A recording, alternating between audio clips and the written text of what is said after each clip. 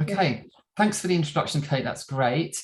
Just to let you know that I can't see the chat because I'm in sharing mode, so I'll let you sort of facilitate all of that. So, um, afternoon and welcome to those that have joined us. I know this is being recorded, so for people that see this at another time, welcome. The first slide you can see here is a little bit of background about the kind of things that I've done in the past. And I'm a textile artist. Primarily now I work in digital design. Prior to that, I was an analog textile designer.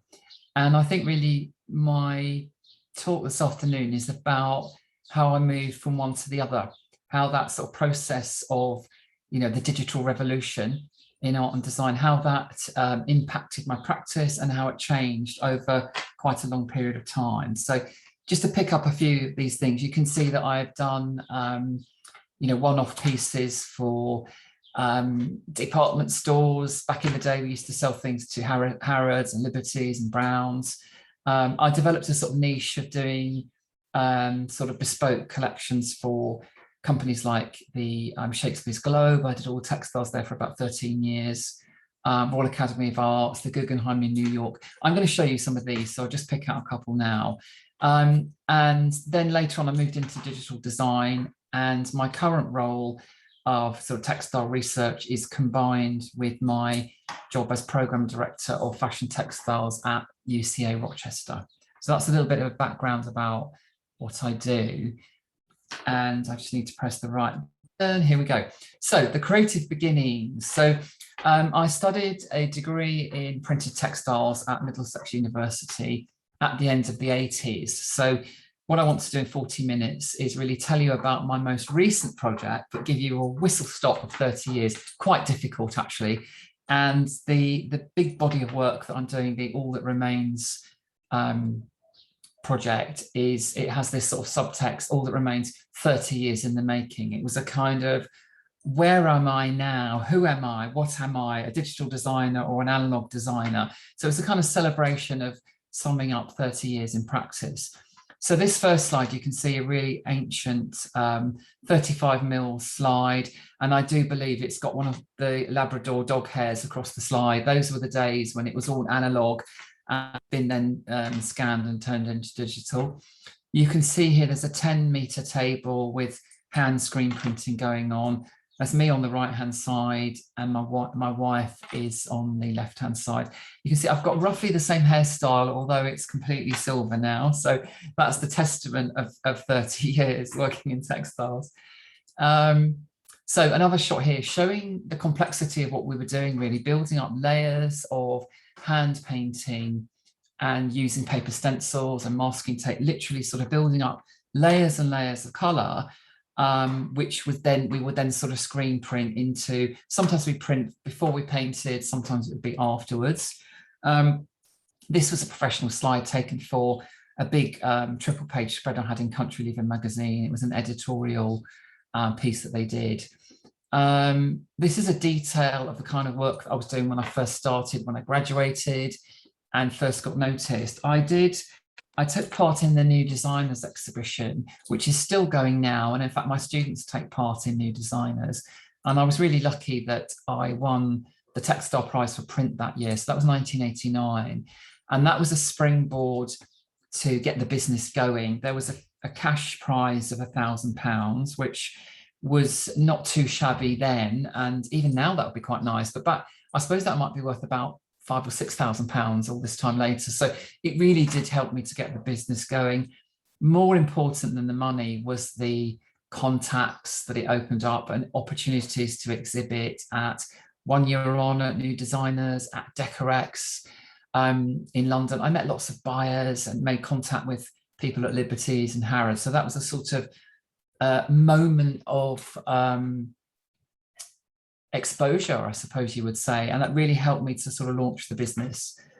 So this is a detail of one of the wall hanging pieces that I was doing, sort of layers of colour, hand painted, fine sort of inlay of gold pigment, and then fine line drawings printed over the top. This is a shot of a sketchbook I was working on at the time. I love doing lino cuts and monoprints and collaging and all of that kind of thing. So it was really, really hands-on. The other thing that I love is the dye chemistry. And it's something that I really enjoyed at university. And it's something that I was quite good at technically. So I was able to sort of match colors really accurately. And, you know, for anyone out there that's tried printing textiles, the dye chemistry is quite complex. And, you know, applying the right chemicals to fix the color, you have to steam the fabric, you have to wash it out, you have to make sure it's not going to run. And if you're going to sell work, particularly to the States, you know, those colors are not going to run over somebody's designer white colored coat. So you've got to get this stuff right. If you're selling products, it has to be tried and tested. So that's something I particularly enjoyed. This is a piece that I did for the Royal Academy of Arts in London. They've got a fabulous shop there, and I supplied them lots of different design work over quite a long period of time. And I actually made all these. So these are hand painted and printed, often inspired by an exhibition. The first exhibition I worked for them, I think it was 1992, and there was an Andrea Mantegna exhibition there, and I did some pieces for that and then carried on working for them afterwards. This, to me, this is really funny. This looks quite dated now, this shot. This is some of the pieces that I was doing for the Guggenheim Museum in New York. And I have to say, it was probably one of the most exciting projects that I've worked on. It was, you know, it's a fabulous opportunity, and they bought lots. You know, they would buy things in 30s and 40s, which for a small business was quite a great exposure. They organised the photo shoot and did this postcard, which looks kind of cranky now, but I quite like it as well. It's a sort of memory of what we were doing at the time. That probably went on till about 1995. Around this time, I was exporting work to the States and to the Far East. Often people ask me, how did you get started? How did you get the exposure going? So that first show at the New Designers Exhibition sort of introduced me to people at the Crafts Council. So I applied for a Crafts Council setting up grant, and you can still apply for that. I'm not sure what it's called now. I think it's some kind of startup grant, but it's pretty much the same thing. And I got that in around 1991, 92, and that was £10,000, which was a really significant award, actually. And I guess in new money, that might be something like £40,000. So for somebody 2 or 3 years out of university, that was a fantastic opportunity to acquire equipment and get the business going. And in fact, that first print table that you saw in the first slide, that was bought from a print factory that was closing down. So I was sort of buying equipment and setting things up. I also took part in the Chelsea Crafts Fair, which ran for many, many years. I did it for 13 years running. It then became Origin, which moved from Chelsea Town Hall into Somerset House more recently. And very sadly, it finished a couple of years ago. That was a really fantastic way to meet buyers from all around the world, as well as building up your own clientele of local retail customers. So you got to know your customer, you got to know what they wanted. There would be private commissions. There would be that sense of being in touch with who your customer is and what colors people want to wear and what they want in their homes. And I loved all of that. I quite enjoyed selling. I think I'm quite good at selling things. So that was really, really fantastic. One of the buyers I met was Joyce Ma, who had the most fabulous department store in Hong Kong, Shanghai and Taipei. And she bought lots and lots of work. She was the first Hong Kong Chinese entrepreneur who took designer labels out to Hong Kong in the 1960s. So she loved the handmade, the quality of what I was doing. And this is a 4-page spread from Joyce magazine. Her company was called Joyce, and we've got a very young Linda Evangelista on the cover. So that she's one of the supermodels from the 90s, along with Naomi and Kate Moss. So that gives you an idea of the sort of level of what she was doing. So that really helped to grow the business and to get things on the map. The way that I was working with hand painting and building up layers of screen printing, steaming the fabric, washing the fabric, ironing the fabric, making it into garments and you know, scarves and ties and wall hangings and all kinds of different things. I would be seeing a buyer at Liberty one week, and then the next week I might be working with an architect designing a wall hanging for, you know, a public space. So I love that kind of balance of doing things for fashion, but also doing things for interiors. Inevitably, there comes an element of burnout when you're making a lot of things. By the sort of mid 1990s, I was employing, I think we had 5 people at maximum capacity, and that sort of trundled on to the millennium. And then around 2001, 2002 or 3, I started to get very kind of exhausted by this sort of relentless pressure to make things and design things. And it was around 2003-4 that I started to teach on a visitor lecturing basis. So I do a day here and a day there. And gradually a day became a fixed day a week, and then 2 days a week. And then eventually I ended up with a post at the Canterbury campus of UCA, University for the Creative Arts. And then later on that moved into a post developing the textile course. So that's sort of how that tracked along. The whole time I've kept designing and making things. I tend to have dropped the big stores and the exporting work, and I now just do research work, which is on a sort of, it's more one-off basis.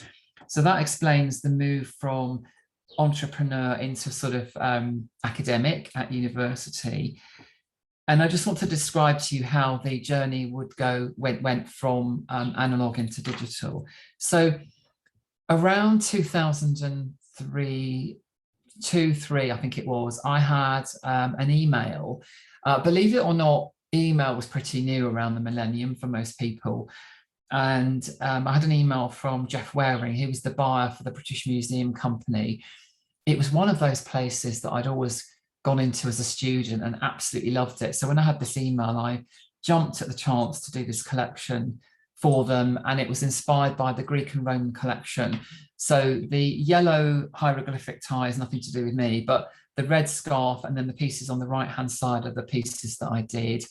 Even back in 2000, you can see that they were quite expensive, and I think because they were hand done, they were quite expensive. I suppose in real terms the price has dropped, because you can't really charge that now for various different reasons. It's become more, I guess, more of a buyer's market, and there's a lot more design around, but they were expensive because they were handmade. I had the opportunity to, it's a bit complicated and I'll summarize it, but basically they asked me to do another range which needed to be produced in Italy, and it needed to be very precisely translated into screen print through digital color matching. And I had the opportunity through the British Museum to develop the skills to design digitally. Basically, he said, I'd like you to design and do the color separation on Photoshop. And I said, great idea, but I don't know how to do it. I'd never even switched on a design program at that time. So sort of 2002, 3. And he said, right, I'll give you 3 months to do it. So that was a great opportunity, a great challenge. So at that time in Kent, there were no Photoshop courses, believe it or not. There was nothing.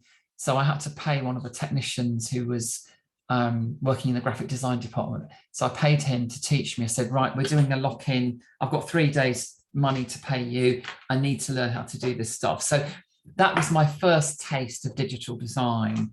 And it was a really great opportunity to do that. So for me, the journey into digital was like a duck to water, really, in a sense that I think in layers. So screen printing is building up layers and layers of color. And that sort of layered sense that you get by building up layers and screen printing by hand is very much how the Photoshop program works. You're working in separate layers. So that ability to juggle the layer order and to sort of color separate felt very natural to me. And once I've got my head around the complexity of Photoshop, and let's face it, it gets ever more complex. Every time there's a new version of the software launch, you have to sort of go back to, not exactly to square one, you go back to square something to sort of learn those new things. So, you know, I've been working in Photoshop almost 20 years and I still enjoy watching the technicians, my first year students, the newbies that come in.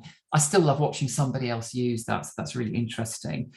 I developed a bit of an interest in introducing other people to digital design, namely the people that I worked with. So this image you can see here, template of the tie. So this is a man's necktie, and the company that made the tie is beautifully all hand stitched and everything. They'd never worked with anyone digitally, so we didn't have a digital template. I had to draw it out in Photoshop by hand, and then I sent it to the factory, and we sort of developed that project together. I worked with a company called Cement Pleating. They're a couture pleating company, and this was it's a man-made fibre. It's a dye sublimated print done on polyester fabric to create this sort of beautiful pleated effect, or, you know, a scarf. And again, they hadn't really worked with digital designers prior to that. This is how that collection looked. I was really interested in the sort of movement that could be created when pleating the fabric. This was a piece, by now, where are we now? So the story of the digital textile course at UCA, I was lucky enough to be asked to work in the Emirates in UAE, and I worked for the University of Sharjah, and I was helping to set up a course out there, and I had a 6-month kind of sabbatical abroad, which was great because I've never lived abroad, and this was around 2007 to 2008. So I set up the digital resource there for the students, and I really got my head around that sort of digital fabric printing. When I came back, I wrote a proposal to the senior management at UC, and I said, I really think we need a textile course in Kent at Rochester in the fashion department. And that's how it all started, really. So that's the nutshell. I've still got the email I sent with that, let's do this. And Professor Diane Taylor was fantastic. She helped me to, you know, she gave me the opportunity along with Thomas Atkinson, who was head of fashion at the time. And we worked together to set it up. And I suppose the rest is history. It's been going since 2008, and it's still going strong now. And we've developed the MA printed textiles as well. And then we've just introduced an MA digital fashion. So that's kind of gone from strength to strength.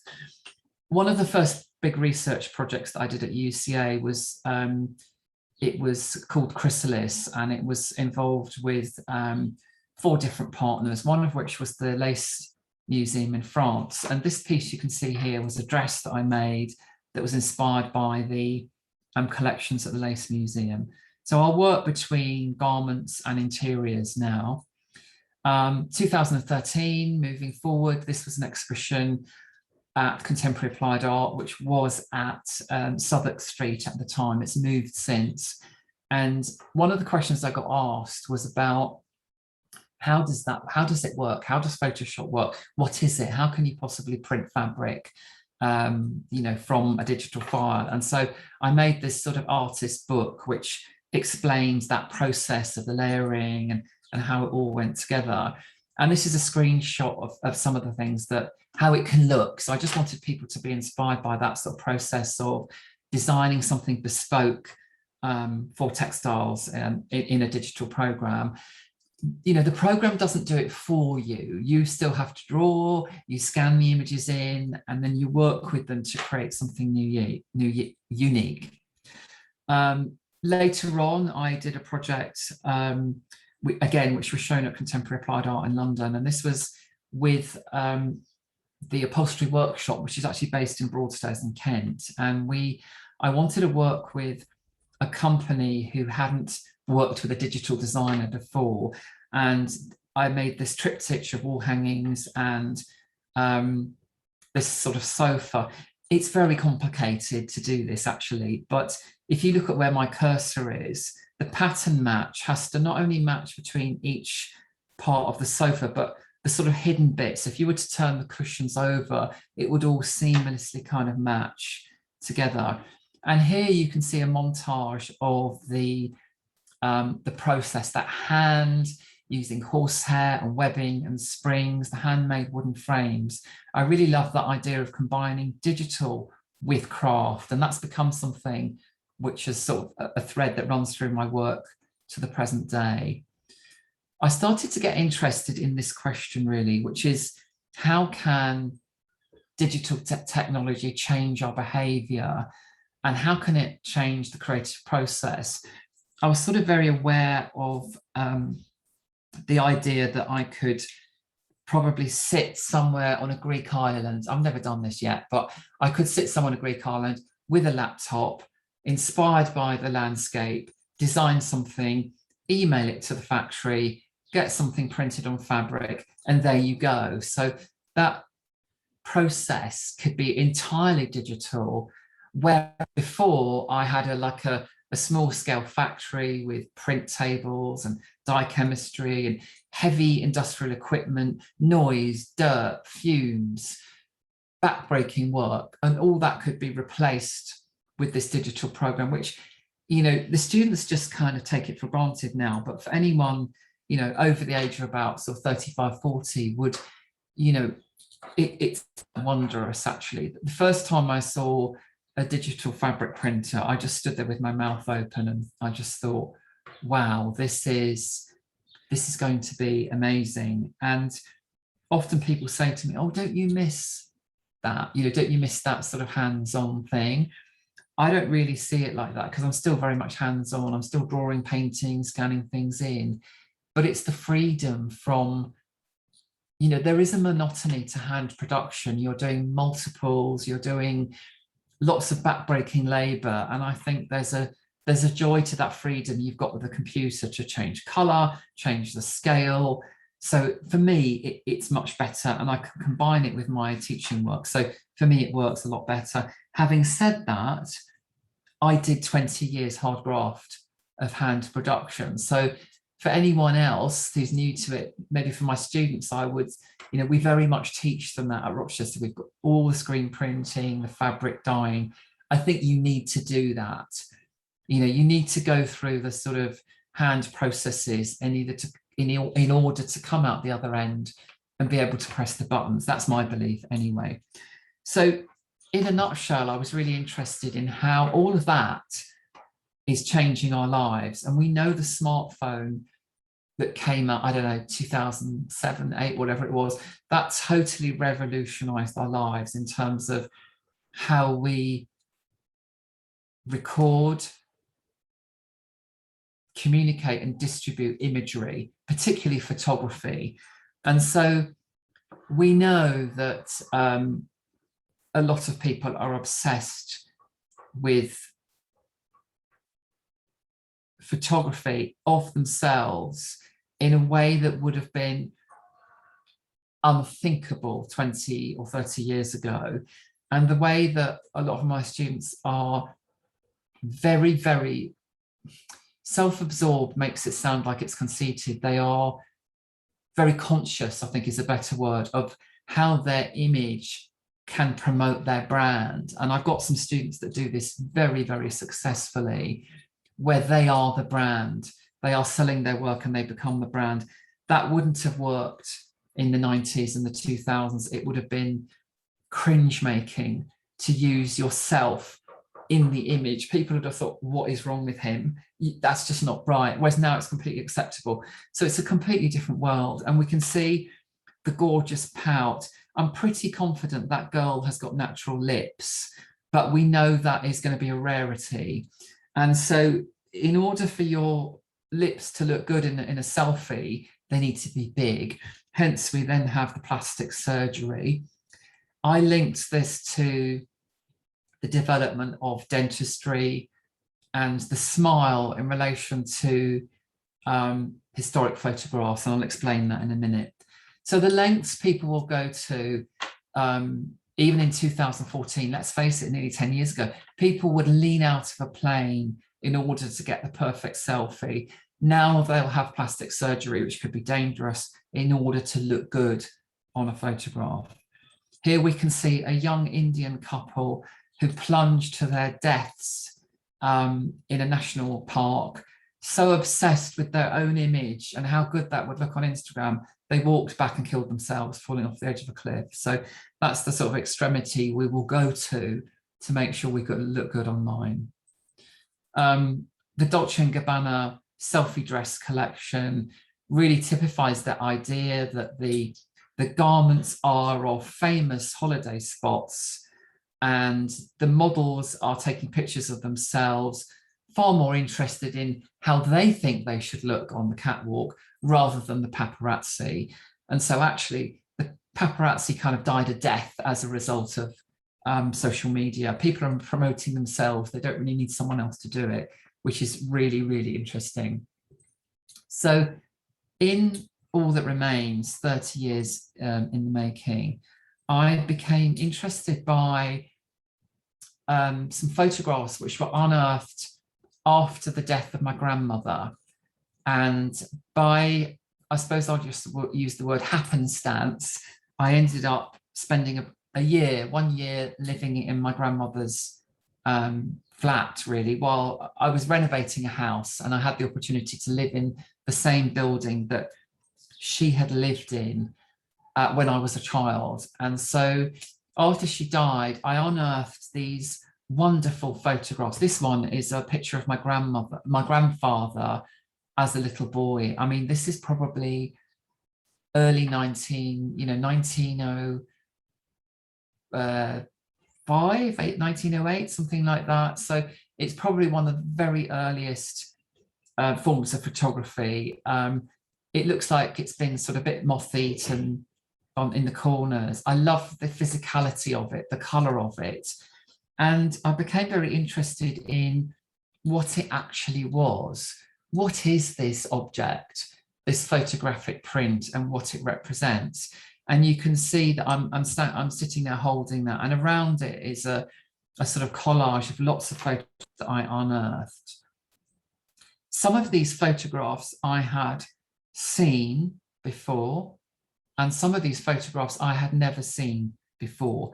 So just to go back to that, I became interested in this idea of memory embedded in the photographs, often on rainy Saturday afternoons at my grandfather's house. You know, the photographs would come out and the stories would be retold. Do you remember when this happened? Do you remember when you did that?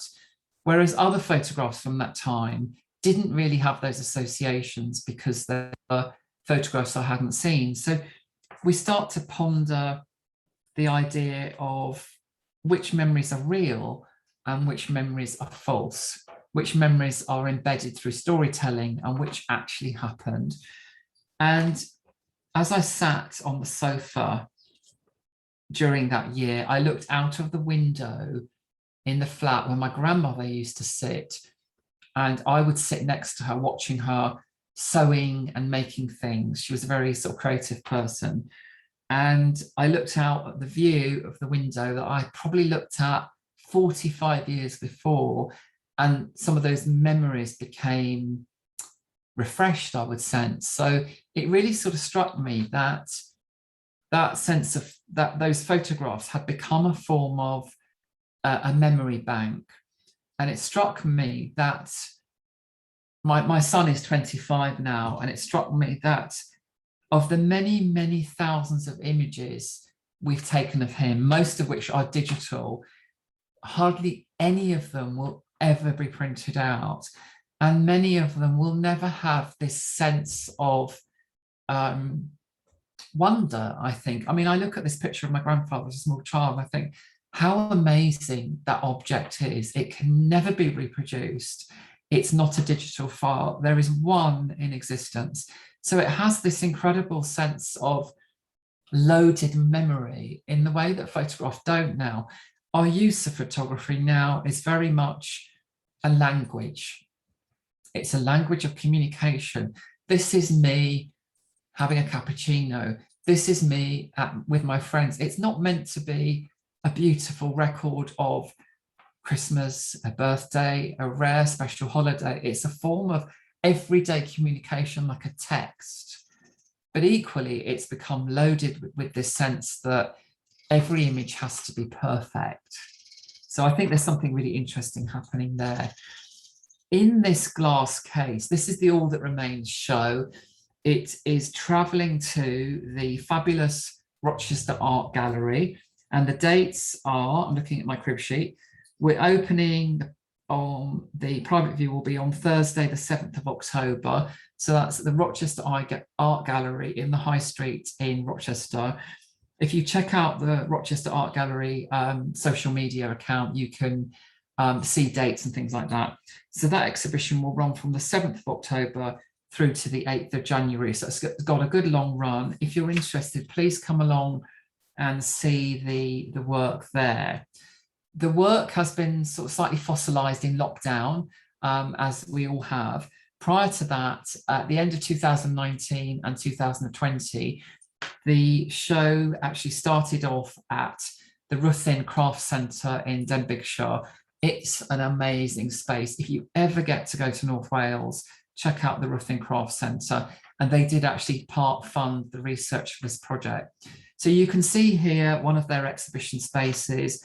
There's a glass cabinet there with these objects inside, these precious postcards, photographs, and some key objects that are from that period of my childhood. If you can see my cursor there, there's an upside down picture of my grandmother, which became the key piece for this artwork. You can see the black and white image of my grandmother holding my mother. My mother's now 83, and she was about 18 months old in this photograph. So you can see the sort of time period. And when I look back at this picture, she's got this incredible beauty, which was the sort of make, do and mend era. You know, this is just leading up to the war, when she was from a very working class background, and she was brought up that generation where you always looked your best. Her hair was always immaculate. She was forever doing this hair in curlers and goodness knows what else, but she always looked her best. And she made a lot of her own clothes. She bought clothes, she adapted clothes, she remade clothes. And during the war, this became a creative necessity. Without expensive cosmetics and hair products and fabulous fabrics, she looked amazing. And I think, you know, to me, she looks like a film star in this image. And there's this fabulous moment captured, just a moment of looking perfect. It's the only one of those photographs that exists. And this would have been a special occasion.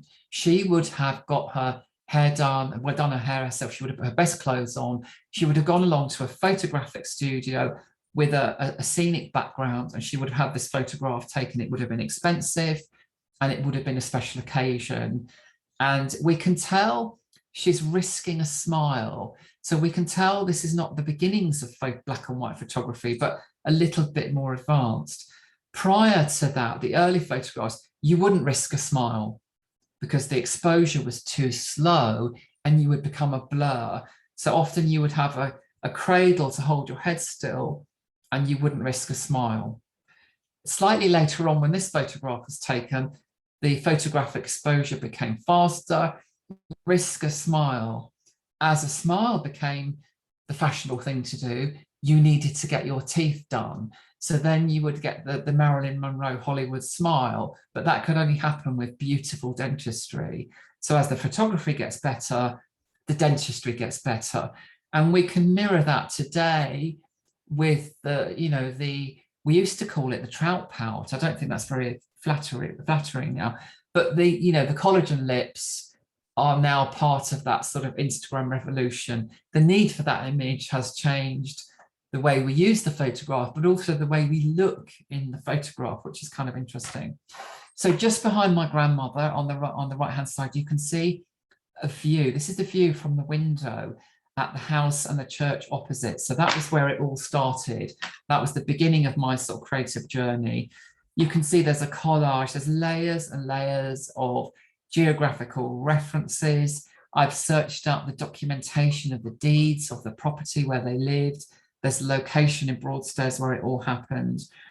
There's lots and lots of history and memory sort of embedded in this image, along with hundreds of analog photographs, which some of them were 35mm slides, which I scanned using the really fantastic Hasselblad high-res scanner we've got at Rochester campus. So that was a labour of love, scanning all of those, but retaining the quality of the black and white, the 1970s, particular colour palette, the 1980s. All of those images are sort of put together in that kind of hybrid image. Kate, how are we doing for time? Have we got 2 more minutes? I think you're still on mute, Kate, but if you put your thumb up, if I've still got, great, okay, we've got a couple more minutes. So this is a close-up of the image here, and you can see the black and white photographs, some of the sort of, you know, the colour palettes that emerge. And oops, sorry, I darted ahead.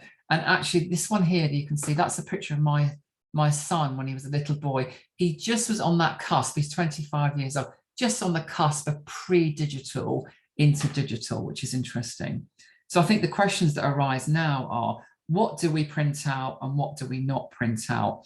And really interestingly, this little paper chain design I've done here, it's a cutout of an image. I think you can see this very faint image here on the left is a picture of my mother when she was a little girl in her ballet dress, on point, literally on the points of the toes, take a picture taken of her. And I love that shape of that. So I used that as a paper chain cutout design. And the handwriting here, you can see, was some of the notes that were taken at the time that photograph was taken. And it's in my grandfather's handwriting. And it's a note of the photographic exposures that he used to use. So there's this precious little notebook. Hardly anything survives from that time, but there were these odd key sort of documents that I came across. So these are all embedded in there. This is Photoshop in progress. This is the working process. So I talked earlier about the layers that I use in Photoshop. Here, I often work with 200 or 300 layers in very complicated manipulation of images. And I think people often like to see that going on. And I think it's really interesting, actually, because when you look at a final digital image, you kind of assume that somehow that would be quicker than hand painting and hand screen printing an image. Not so in my case. I actually spend longer on the digital pieces than I did on the hand pieces because there are so many opportunities. There are so many nuances and adjustments that you can make. This image you can see here is really, they're like little test strips of color proofing. Digital printing on textiles is not an exact science, and it involves a lot of sending off to have tests done. You get the colors back, you don't like them, you have to send them off again. So it's a very long-winded and actually quite expensive process. So my digital work is probably a similar price to my hand painted work, although in real terms it's less because I haven't made hand painted work for 15 years. So they've gone up, if you see what I mean, but it's on parallel with what they were. You can see here, I scanned this image at 2,500 DPI because I didn't want to lose any of the quality, but I actually realized it looked too sharp. And so then I did some experiments on how to make it look more grainy again, because I didn't want it to be too perfect. I wanted it to have that sort of quality that it would have had at the time.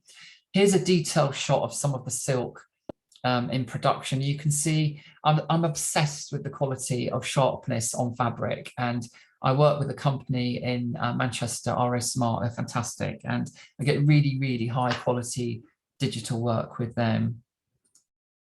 Here's a picture of me laying out some of the fabrics. I wish this was my studio. I could have let that one slide in there, but it's actually one of the studios at UCA.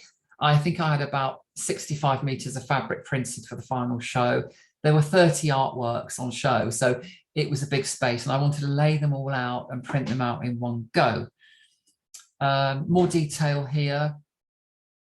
And then you can see what this is, one of the wall hangings. So this is about 1.5 meters wide and 2 meters long. And it references Instagram very literally. You know, I wanted to use the images and the interface to punctuate it in time, really. I don't have time to go into it all, but I can, you know, if you look there, always connected. The title is All That Remains. Followers, that's 1936 when the photograph was taken. I put the sign of infinity, which is following everything, following all that's creative in the world. And then the memory, the stories here, the past, present, and future reference different aspects of the design. For example, the future is a screenshot of my son's Instagram, because that will be the future going forward. So there are lots of sort of personal references in there, but I thought it was quite fun to reference that image. Here's a close-up of another one of the pieces. This is a fragment of the wallpaper that I found when we were renovating the flat, which is really interesting. We've got lots of objects, handwriting, text. I actually asked my mother to write down in her handwriting memories from that period of time. So there was a narrative research process. There was the historical research process. This is a picture of my great-grandmother. We're finding it very difficult to date this. I think it's about 1860, 1870. It's the only photograph of her as a young woman that exists in the world, which is incredible.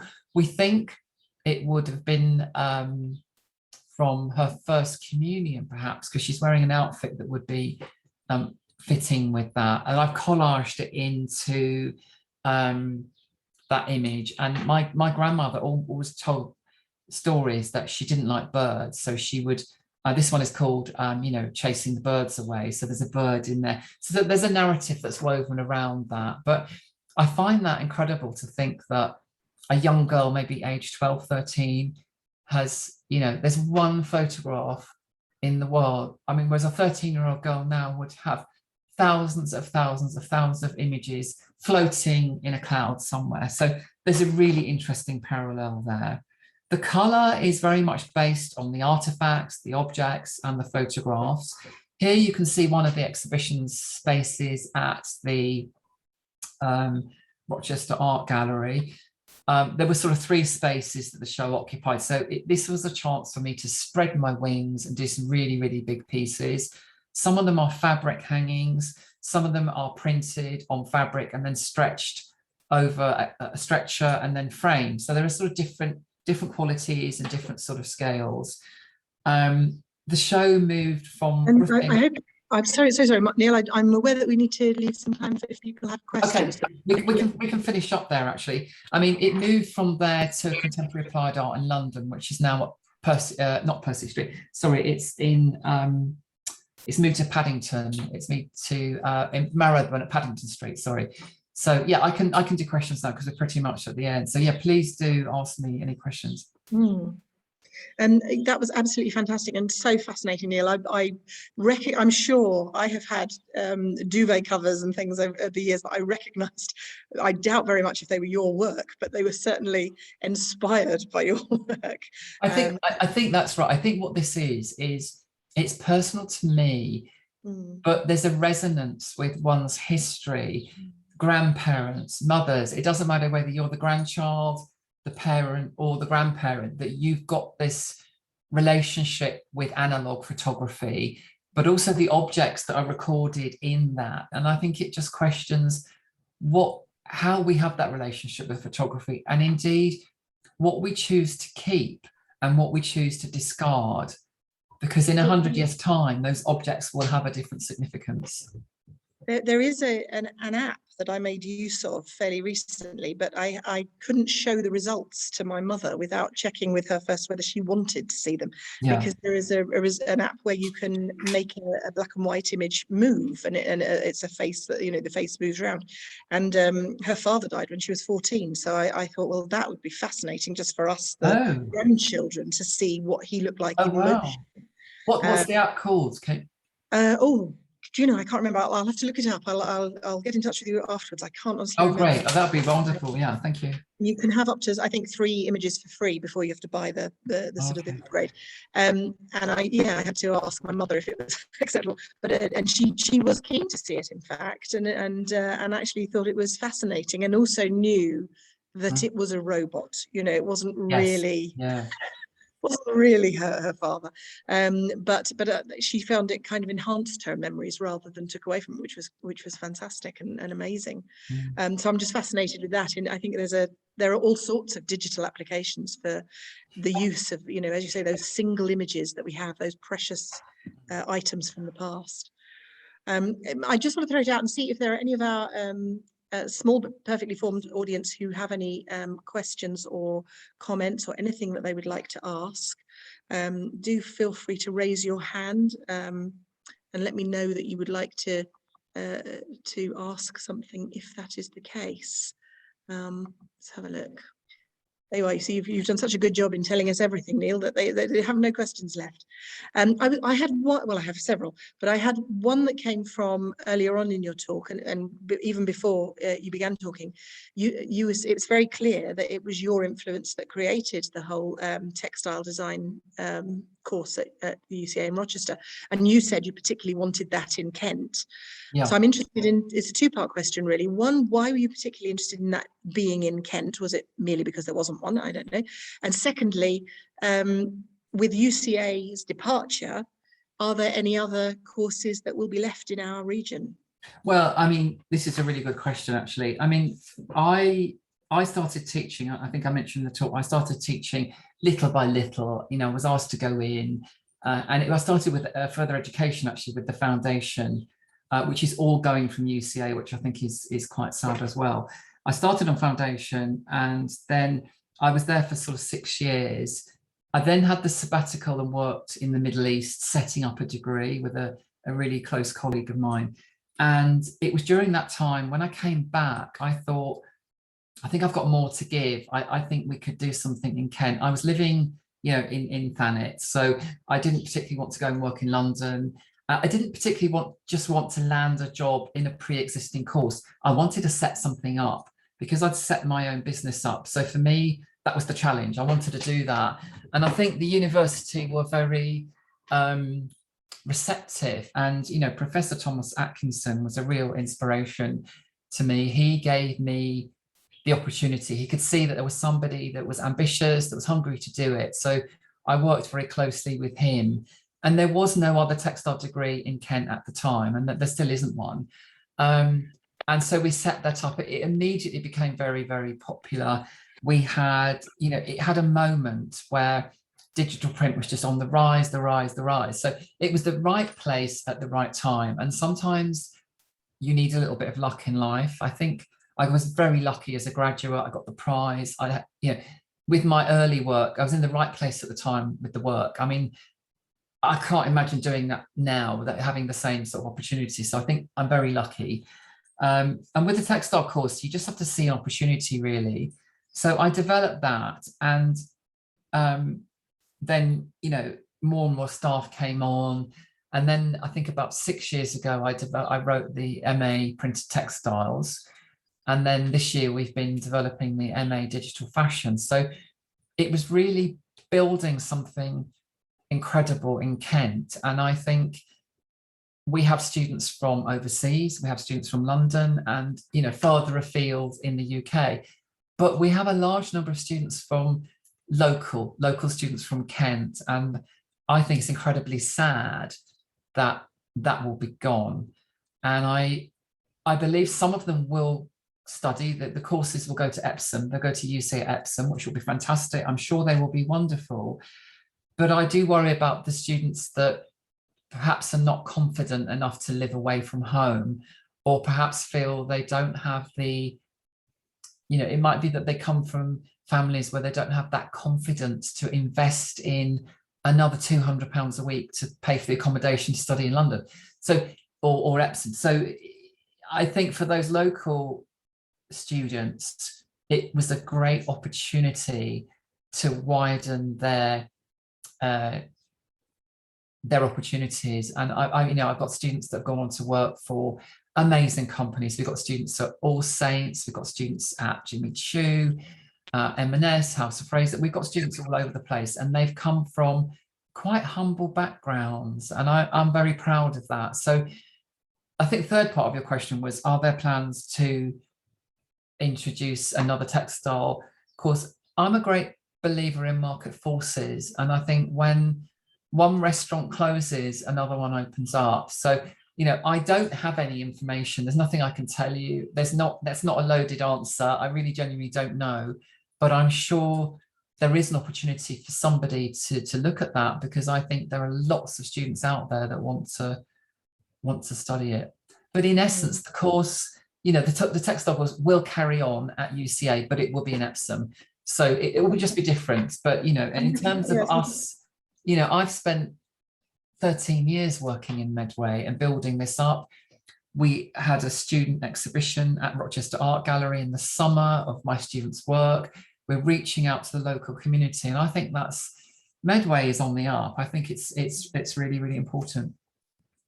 I suppose the beauty of, you know, one of the other gifts that online gives, I suppose, is the ability that perhaps part of it can be done, you know, across the airwaves. So maybe there will be... I think that's very interesting. And, you know, the digital fashion course is, I don't want to take up too much time, it's quite complicated, but that will obviously be, it'll be a virtual fashion course for all kinds of things, from virtual catwalks to social media to the fashion production chain, saving time of having work done in China, send it backwards and forwards. You can do it all digitally before you go at production. So garments will be produced on demand. It'll save waste, it'll save pollution, all of those kind of things. That one starts in September and it'll be on campus, but from next year, that will be an online course. So I do hope that students that aren't confident enough to leave Medway will have opportunities to study with us online. And I think that will be amazing. Fantastic. Well, that leads us nicely on, actually, because I was going to ask you for just one final reflection on what would be the one thing that you would like anybody watching your talk and hearing about your journey to take away from today. Maybe that was it, but maybe there's another one. My journey. I think there are two things. I think the first part of that answer would be that I'm very much pro-digital. I love digital design. This particular project has this slightly wistful, nostalgic feel to it. But the next project's going very much forward. It's not that I'm living in the past. I'm very pro-digital design, but equally, I'm pro-analog. And I think at the moment, around the world, I think 80 to 90% of the world's textile production in print is still analog. India, China, Thailand, everywhere. So only 10% is digital. In another 20 years' time, that balance may have changed. And I think when we get to the point where perhaps we're doing 30% hand production and maybe 70% digital, maybe the hand will become that bit more precious. There will always be a market for the hand. You know, I think that's really important. And really, really quickly, the second answer to that is, what would I want people to remember is that actually, I think I'm incredibly lucky because being a 50-something, I've sort of had one working life in analog. And then I've been really lucky enough to encounter digital at an incredibly exciting time in history. So I had 20 years under my belt before I started working digitally. How many other generations can say that? You know, so I think the pre and post digital is a really exciting era to live in. I guess my son at 25, he can just about remember life before digital, but not quite. But anyone born now, sorry, folks, you only know the digital world. So I think we're a special generation, actually. And I think that's something really, really exciting. It must be like being around when air travel was first invented. You've got that recollection of what it was like before and after. And I think I'm really lucky to have done that, really. And I just, thank goodness I had that commission from the British Museum to, you know, get my act together and learn how to do it digitally. Fantastic. Gosh, yes. And I think you may well be onto something there, Neil, with you know, the hand, what was it, the phrase you used? The hand will come to value the work of the hand, you know, more even than we do at the moment. I think that's a really interesting. I mean, although I'm a digital designer, you know, I've traveled, you know, quite widely. And if I've been to India quite a lot through work, actually through UCA, but if I'm in a market in India, you know, I'm hunting out the beautiful printed textiles and the embroidered textiles more than I would be perhaps looking at an exhibition of digital contemporary art. Sorry, folks, but that's me. You know, I design digitally, but my heart is probably still an analog, you know. You can see from my studio, it's surrounded by stuff that is in the analog world, but it's all source for the digital designing. That's the thing. Yes, yeah, absolutely. Well, goodness, thank you. My mind has been blown yet again by these talks. I'd like to say thank you very much. You are top of the bill, effectively, Neil, because you're my last one of the week. Thank you. It's nice to meet you. Please do let me know about that app. I'll be fantastic. Excited to see that. Yes, so I will find that out. But thank you to our audience.